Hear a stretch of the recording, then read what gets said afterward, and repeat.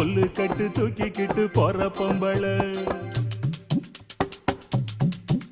ஒரு 2 நாளா என்ன நீ எட்டி பார்க்கல புல்லு கட்டு தூக்கிக்கிட்டு போற பொம்பள ஒரு 2 நாளா என்ன நீ எட்டி பார்க்கல